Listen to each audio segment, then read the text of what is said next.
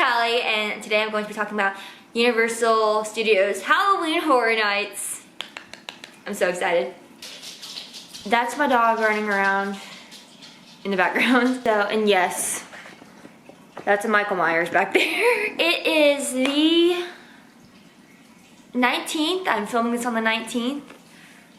So hopefully I will get this up before the end of the week. I hope. Today I'm talking about Halloween Horror Nights, and if you have no idea what the heck that is something that Universal Studios does every single Halloween. Daisy Boo, you have an hour and a half till you eat. Do you have to go pee? Hold on. Anyways, so today I'm talking about Halloween Horror Nights, and it is absolutely amazing, especially if you love anything spooky like me. I love Halloween. As you can tell, we've got Michael Myers, my pumpkin bucket, a rat. His name's Rat Boy. And I'm wearing one of my shirts I got at Horror Nights. I'm just going to give a quick overview of what I thought of Halloween Horror Nights and some tips that may or may not help you if you decide to go. So let's get started. So I'm gonna throw out some tips first. We went on a Sunday.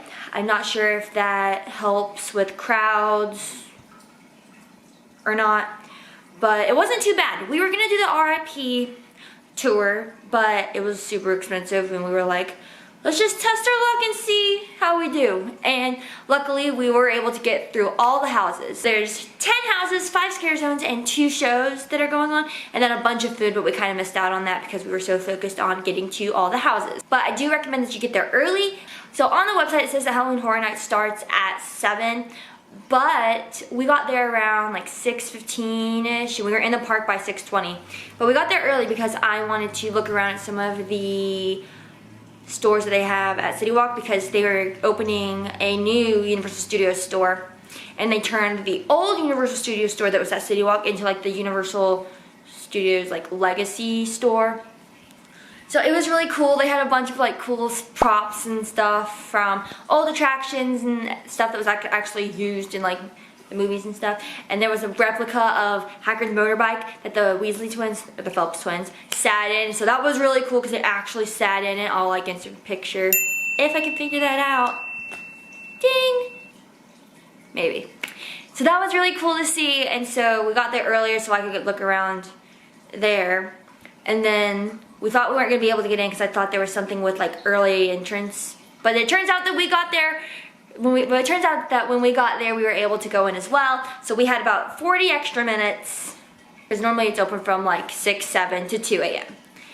I also recommend staying the whole time. Prepared to walk a lot. Wear good shoes. My legs and my feet were killing me.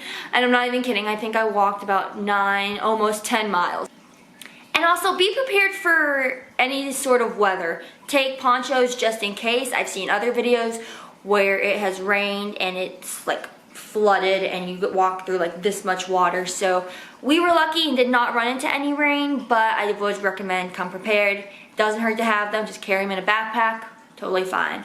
Take your mask if you plan to go. Another thing that I would recommend is that you have a plan for going to the park. We started at the very end of the park, so I'll insert a map here. Recommend is that you walk into the park, don't go straight, because I'm pretty sure that's what everybody does. Go all the way, so when you walk in, go to the right.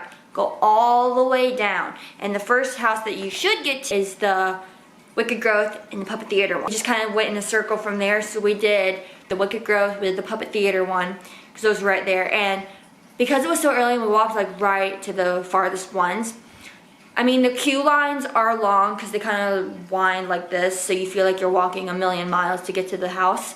But it's okay because as soon as you get to the front, we basically just walked right into both of them. We left one, went in the line, the other one just walked right through. So we got 2 houses done in literally under 30 minutes.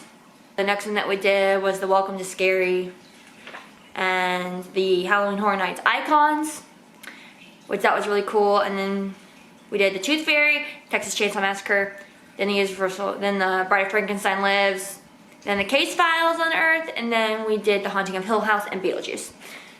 So we kind of did it in a huge circle, and then we did half of them, and then we ate, at the Monster Cafe, which is good. I didn't eat too much. I literally just had some mac and cheese. And it was pretty good. So Universal Studios can do mac and cheese. Luckily, we were able to get to all the houses, and the longest wait that I saw was 50 minutes or 45 minutes. But that was towards the end when we were waiting for Beetlejuice and Hill House, so kind of do with that what you will. If there's a house you really want to see, or if you're like me and it's your first time going and you want to get to all the houses, I recommend just going to the farthest point, because when we were walking back around, there was like this huge wave of people coming the other way. So I'm assuming most people just go straight. Another thing is that if you do the same course that we took for the houses, if there's a ride you want to go on and there's not a long wait, I recommend going on it then, because we got done with a couple of houses, maybe 2 or 3, and then my friend and I, we wanted to ride a ride, or I wanted to ride the Revenge of the Mummy ride, and luckily she rides rides too. And there was only like a 20-25 minute wait, and so we went ahead and went on it, because by the time I checked on it again, it was like 45 minutes to wait for the ride. So if there's a ride you want to go on, if you're right there and it's a short wait time, go ahead and get on it. After the Revenge of the Mummy ride, I think it's near the Halloween Horror Icons house, there is, what is it called? There is a Halloween Horror Nights tribute store.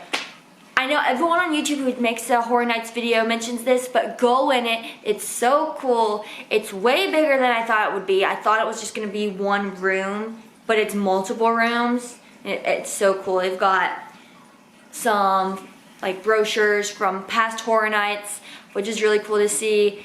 And then also you kind of get a close-up of like some of the other characters if you're like me and you're not as familiar with it. So it's cool because then you get to see all that. And then also when you like walk out, there's like a whole wall of people who have like worked there before. And I think that Rick's Flicks guy was on there, but I missed it. I really want to go back. So I have some sort of plan. Ooh, hold on. And before I forget, I will say that if you want to save a little bit of money, I mean, they're kind of pricey, but get yourself one of these Coca-Cola Freestyle cups. It's really cool. It says Universal Halloween Horror Nights, 30 years, 30 fears, because this year was the 30th year of them doing Halloween Horror Nights. And it's really cool. Hold on, my dog. I was saying, it is, again, that's my dog walking around. Again, it is the 30th year of them doing Halloween Horror Nights, and it's really cool. Has the icons on it. Oh my god, there's so much glare. Hold on, can you even see that? So it has Jack and a bunch of other people. Where's, oh yeah, like the director. I'll talk, whoa. And the director. I'll talk more about him later. But yeah, these, I think it was $13 or $14 for this. But for the entire night, you basically get like free refills. Although you have to wait 10 minutes in between refills, which is fine, because like, who drinks the whole thing in like 10 minutes? So yeah, definitely saves you some money. And you get a souvenir cup! Love it. So cool. And if you want to, before I forget, you can get other merchandise. They have so many long sleeve shirts and t-shirts and other souvenirs. I got this one. It is the one with the red and the black. So it says Universal Orlando Halloween Horror Nights, 30 years, 30 fears, and has Jack, the director. I think,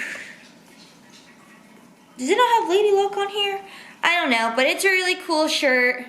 There's nothing on the back, but it's really cool. They have another one that's black and has some white details on the sleeve. But I like this one, especially because it said 30 years, and I thought that was really cool. And then the other thing I got, splurged on this though, is the Spirit jersey shirt. It's red and black. It's really, really cool. And I really liked it because this is kind of like the font that they use on like all the ads and stuff. So it says Universal Studios Halloween Horror Nights 2021. So I like the fact that it had the year on it. And then on the back it just says Universal Studios Halloween Horror Nights. Really, really big. And I bought it kind of big because I like them baggy. And they're comfortable, so that's really, really cool. So it is a, again, black and red. And black and red. So it's super cool. And we even went to a Halloween store when we came back home, and there was another guy at a store who was shopping. And he had Halloween Horror Nights shirt on, so that was awesome. And so then also whenever I was in Florida, we went to Disney Springs, and someone said something about my shirt, and my dad and I, we stood there for probably like 10 minutes talking to two of the workers at the Ron John Surf Shop at Disney Springs, talking about Horror Nights. So that was really cool and really fun. So yeah, have a plan. I recommend going with friends. Be prepared to walk a lot. Be prepared for rain, just in case. Who knows? It's Florida. Kind of unpredictable. And also, have fun and be prepared to scream a lot. Oh my God. As I said, I'm going to go through the houses really, really quick. First one we did was the Wicked Growth Realm of the Pumpkin. I think it was Rick's Flicks who said he thought that was the best house. So as soon as we heard that, Dad and I definitely wanted to make sure we hit that house. So we hit that first, and it also just worked out because it was on the farthest end of the park. So it worked out really well. It was really cool. We had to walk through 2 scare zones, I think. Can't remember which ones, but it's on the map. And it's really cool because you have like a pumpkin kind of archway when you walk in. And it was really, really cool. But the thing about this one is that if you choose to do Wicked Growth Realm of the Pumpkin first, it's probably going to be daylight. If there is time, I recommend that you go back to it when it's nighttime because the pumpkins are lit and it looks so cool. Also, I forgot to say that we went through all the houses, but technically we did 12 because we got through all the houses and then we got to do the Wicked Growth Realm of the Pumpkin and the Puppet Theater Captive Audience twice. So once we were done, we saw that there were super short wait times at the end, and so we did the Realm of the Pumpkin one again. We came out of there and there was literally only a 10-minute wait for the Puppet Theater. So I was like, okay, we'll go again. So basically we did 12 houses. But yes, definitely go into the Realm of the Pumpkin one. It's really, really good. A lot of jump scares as there are in every single house. And it was really cool, but also I was kind of freaked out. Me and my friend were just kind of like this the whole time. Next one was Puppet Theater Captive Audience. Wasn't really sure what to expect with this one, but I will say this one ended up being my dad's favorite. It was really, really, really cool. There was one scene that was kind of really disturbing and kind of hit my soul, and it involved ballerinas. If you go through it, you'll know what I mean. But it was really, really good, and this one definitely had more spots where it was like dark and people like came at you. They don't touch you, FYI. But it was really, really good and really scary. It's still my dad's favorite, even after all of the other houses. The next one was the Welcome to Scary Horror in the Heartland. I didn't really know what to expect from this one. All I'll say is that when I came out, I was just thinking, I don't want to live there. So it was cool, although there was a scene in it where it kind of had like a deli. I'm not sure if it was supposed to be humans or something. But it was cool and creepy. So, yeah. I don't want to live in scary. Yeah. So that's Scary Horror in the Heartland. It was scarier than I thought it would be. Well, then again, I just am very jumpy sometimes and I get into it. The next one is probably my favorite just because of what it is. It is the Halloween Horror Nights Icons Captured. So, if you've watched the trailers for Halloween Horror Nights, you know that Jack is back. But this one has all the Horror Nights icons in one house. It's insane. A bunch of people have said this before. Every single time you go in, or at least I think that's how it works, there's a different character on the throne. And when we went in, it was the director, which I thought was really cool and kind of ironic because I want to be an actress and a dancer. He's like, director. Yeah, I thought that was really cool. And also when you're in that room, look to your right. It's a lot closer than I thought it would be because it's like right there. I thought it was farther away from videos I've seen, but it's right there. But it's still fun. And I waved at Jack, but he didn't really say anything, which is fine because it would be like out of character. He just kind of went really creepy and it was great. Also, there's this like big thing in the Realm of the Pumpkin one, and I waved at him and he just kind of stared at me and just went. So that was kind of scary. The next one that we did is the Revenge of the Tooth Fairy. This one wasn't bad. It had a lot of like scary scenes in it, and it was quite creepy. There was one scene with like a bunch of beds, and that was quite scary because the thing really scared the crap out of me. But not my favorite, but still a good house. The story was really interesting, especially at the beginning, I will say that much. The next one is the Texas Chainsaw Massacre. I don't know if it was because Dad and I just watched the movie recently or what, but I think this is probably my favorite, minus the Halloween Horror Nights Icons one, because that's on a different level. But I do feel like in the Texas one, I got the most scared, the most jump scares. And there was also a lot of spaces where it was like open and like the characters could like walk more. So that was kind of scary, and plus a ton of chainsaws, and it was really scary. And I have heard mixed reviews about that. Some people love the Texas Chainsaw Massacre one and some people don't like it as much. So I personally enjoyed it. I thought it was really good and really creepy. I screamed a lot, as I did for all the houses. So the next one was really, really exciting because this is the one that my friend works in. It is Universal Monsters, The Bride of Frankenstein Lives.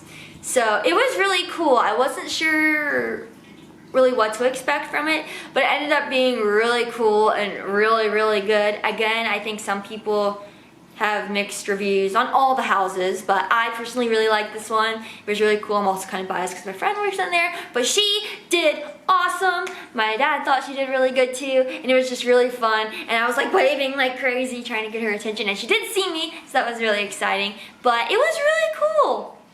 I wasn't sure what was gonna happen, but I really enjoyed it. It's definitely in my top 3 of my favorite houses. Next one was Case Files Unearthed, Legendary Truth.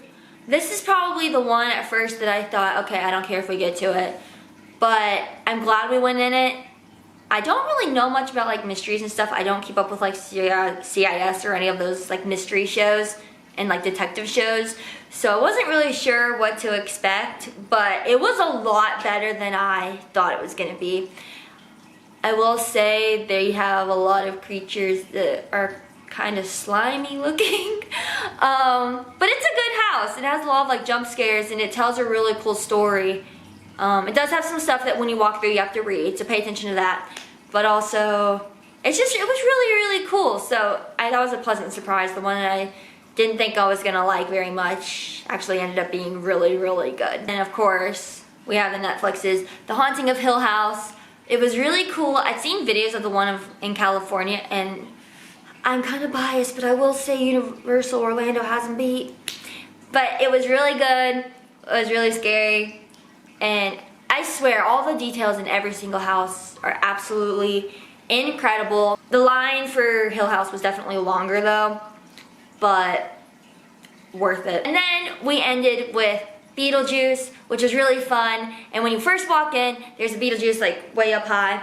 And he waved to me, and it was really fun because he was like, "Hey, how are you tonight?" And I was just like, "Oh my god, he waved to me," because I was trying to like not be fazed by like any of them. So, but it was really fun. It was definitely a more fun house versus scary. You still had some jump scares here and there. I also can't remember which one it was, but one of them had like a big creepy baby and kind of just came out at you, and it was creepy.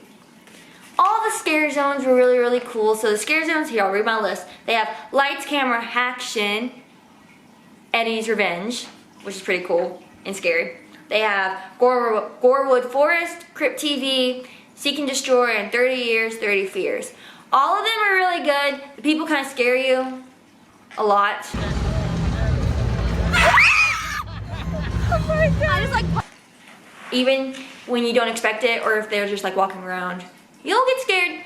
And especially the Gorewood Forest, if you walk through that during the day, walk back through at nighttime because it looks really cool. And also the little spots where they jump out at you are darker, so you don't see them. And I swear one of them didn't have one in it, and we still got scared. And then at the end, I think it was through the 30 Years, 30 Fears, or either the Lights, Camera, Action, they wouldn't let me and my friend leave because they just kind of like cornered us next to this van, and we were just trying to leave, and so we just kind of like sidestepped past them, and my dad's just standing over there, and I was just like, they wouldn't let us leave. And then these stilt walkers stopped us, and we were just like, oh my god. It's all in good fun. It's really fun, really great. So as far as the scare zones go, they were really, really cool. I think my favorite one was probably Lights, Camera, Action, and then 30 Years, 30 Fears, because they had a lot of different characters. There was a time when Jack had kind of like his own spot on his stage, and I regret not going over there, but It's okay. But it was really, really cool. It's all really bloody and gory, and I don't know if I have a picture of him or not, but my favorite one I saw was probably this like candy guy. He was really funny and cool. And then also Gorewood Forest is really cool. Crypt TV is really creepy. They had something that looked like a big spider and something that, it wasn't Slenderman, but it looked at like something similar, so that was really cool. And then I think the Seek and Destroy, I feel like it was kind of like a take on Among Us, sort of. And that's the one where my friend and I got really, really scared. Yeah, definitely go through all of the scare zones. Now, if you have time, I would say go see a show. They have a Halloween Nightmare Fuel show and a, what is this? Oh, it's Marathon and Mayhem Carnage Factory. I don't really know what that one is, but I looked it up and it's more of a water show. But the show that we saw was the Halloween Nightmare Fuel, and it was awesome. They have so many like pyrotechnics and all this. There's a bunch of fire and lights and effects, and they do a lot of dancing. It's almost kind of like a Cirque du Soleil show, if you know what that is. So that was pretty cool, and they played awesome music during it. I'll insert a clip of that somewhere.